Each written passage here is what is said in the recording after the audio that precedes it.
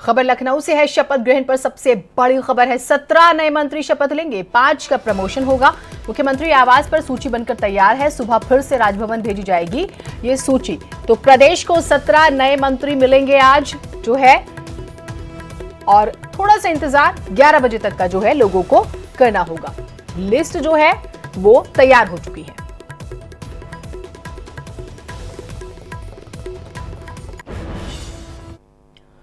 योगी सरकार आज अपना पहला मंत्रिमंडल विस्तार करने जा रही है। इस विस्तार के जरिए योगी सरकार ने जो बिसात बिछाई है उसके केंद्र में है 2022। कुछ विधायकों के सांसद बनने, ओम प्रकाश राजभर के बाहर जाने और कुछ मंत्रियों की खराब परफॉर्मेंस के बाद सीएम योगी ने नए योद्धा जो है वो तैयार किए, यानी कि नए योद्धा शपथ लेंगे।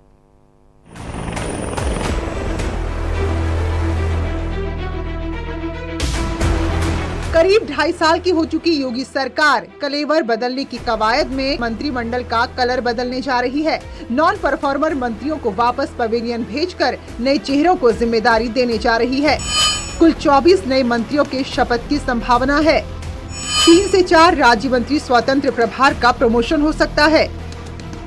करीब 10 मंत्रियों के विभाग बदले जा सकते हैं। मंत्रिमंडल में बदलाव से पहले जहां बैठकों का दौर चला है, वहीं विस्तार की घड़ी में इस्तीफों की झड़ी भी खूब लगी है। वित्त मंत्री राजेश अग्रवाल, बेसिक शिक्षा मंत्री अनुपमा जायसवाल और मुकुट बिहारी के सिर से मंत्री पद का मुकुट उतर गया है। वहीं सूत्र बता रहे हैं कि 3 और मंत्रियों से इस्तीफा मांग लिया गया है। कल के मंत्रिमंडल विस्तार में सभी सियासी और जातिगत समीकरणों का भी बखूबी ध्यान रखा गया है। विधायक से सांसद बने लोगों के क्षेत्र के अलावा योगी के योद्धाओं में जिन लोगों की चर्चा है उनमें अशोक कटारिया, विद्यासागर सोनकर, उदयभान सिंह, कपिल देव अग्रवाल, अनिल शर्मा, संजीव राजा, नीलिमा कटियार, दल बहादुर कोरी और अपना दल वाले आशीष पटेल की नाम की चर्चाएं हैं। वहीं महेंद्र सिंह, धर्म सिंह सैनी, सुरेश राणा, अनिल राजभर और उपेंद्र तिवारी का कद बढ़ सकता है। बहरहाल जिस नए तेवर के साथ मंत्रिमंडल का कायाकल्प हो रहा है उसकी तासीर बता रही है कि कहीं पे निगाहें और कहीं पे निशाना है, तभी तो मंत्रिमंडल में चुन चुनकर सिपाही लाए जा रहे हैं। तो सवाल ये है कि क्या इस विस्तार के जरिए मुख्यमंत्री योगी की निगाहें केवल और केवल 2022 पर जमी है। Bureau report, news 18।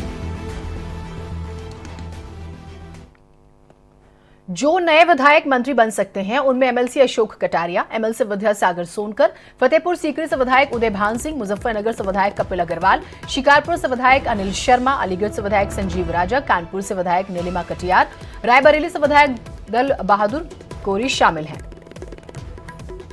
तो ये उदयभान सिंह एमएलए फतेहपुर सीकरी, जैसे कि हम आपको ग्राफिकली भी इंफॉर्मेशन दे रहे हैं, और कपिल देव अग्रवाल एमएलए मुजफ्फरनगर जो हैं वो भी अब मंत्रिमंडल में जगह पाएंगे। ऐसी सूत्रों के हवाले से खबरें हैं। मंत्रियों की संभावित सूची जो है मैं आपको बता रहा हूं। अनिल शर्मा एमएलए शिकारपुर, उसके बाद संजीव राजा एमएलए अलीगढ़, नीलिमा कटियार एमएलए कानपुर जो है मंत्रिमंडल में जगह उनको मिल सकती है, और दल बहादुर कोरी एमएलए रायबरेली। उसके बाद आशीष पटेल एमएलसी अपना दल जो है, इन्हें भी जिम्मेदारी मिल सकती है। पटेल समुदाय जहन में रखिएगा। सतीश द्विवेदी एमएलए इटावा, क्योंकि निगाहें और निशाना दोनों ही बहुत ध्यान से समझने की जरूरत है।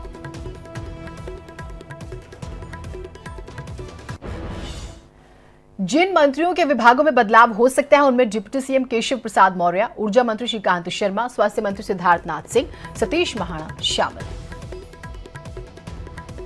तो इनके विभागों में बदलाव जो है वो हो सकता है, ऐसी खबरें हैं। तो क्या कुछ तब्दीलियां हो सकती है, किन लोगों को जो है जिन्होंने इस्तीफा दिया उनके हमने आपको जानकारी दी उनकी, उसके बाद कौन से संभावित चेहरे जिन्हें जिम्मेदारी मिल सकती है वो भी आपको जानकारी दी, और किन के डिपार्टमेंट्स में तब्दीलियां हो सकती है ये भी इंफॉर्मेशन आपका अपना चैनल आपको लगातार दे रहा है। रंजना जी हमारे साथ, हमारी सहयोगी जुड़ी हुई है। रंजना जी, हम पल पल की अपडेट्स तो अपने दर्शकों को दे ही रहे हैं। एक ही प्रश्न उठता है इन तमाम तब्दीलियों के बाद, इन पूरी एक्सरसाइज के बाद, निगाहें कहां पर और निशाना कहां पर?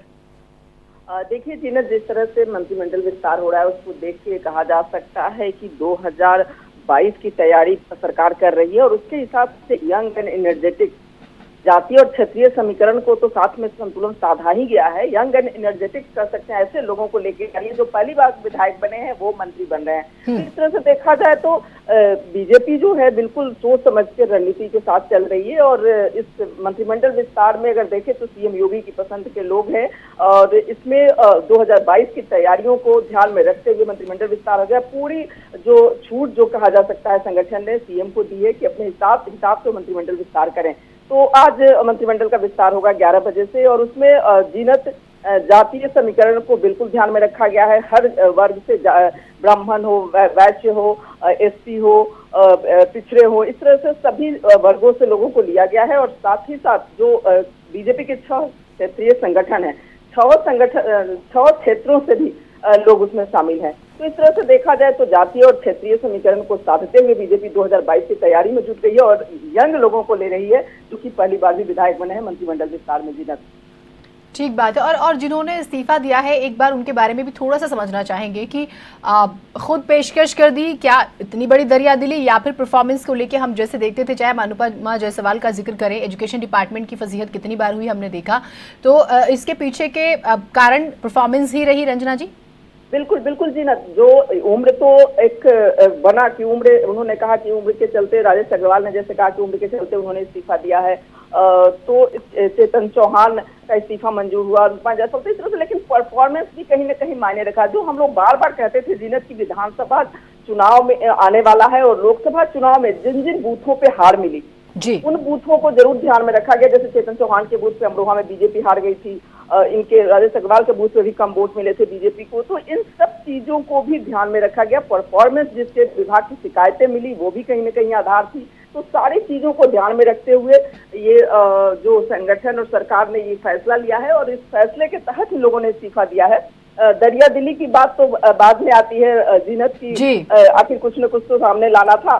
तो इस तरह से, लेकिन सरकार ने और संगठन ने साफ कर दिया था कि जो परफॉर्म नहीं कर पाए हैं, जिनके बूथों पे बीजेपी को बढ़त नहीं मिल पाई लोकसभा चुनाव में, उन चीजों को भी ध्यान रखा गया। और साथ ही साथ जो मैंने बात कही यंग एंड एनर्जेटिक, 2022 का चुनाव सामने है तो वो भी ध्यान में रखा जा रहा है। तो हर चीजों पे बीजेपी फूंक फूंक के कदम रख रही है और 2022 की तैयारी करनी है। इसलिए पहला ही 2.5 साल बीतने के बाद जीनत पहला मंत्रिमंडल विस्तार हो रहा है। ठीक रंजना जी, आपसे अपडेट्स हम लेते रहेंगे। बहुत शुक्रिया आपका तमाम जानकारियों के लिए।